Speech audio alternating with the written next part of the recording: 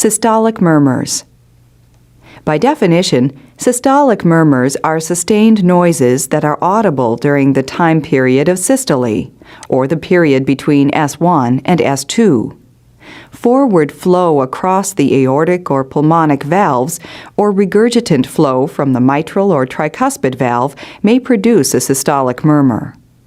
Systolic murmurs may be normal and can represent normal blood flow, i.e., thin chest, babies, and children, or increased blood flow, i.e., pregnant women.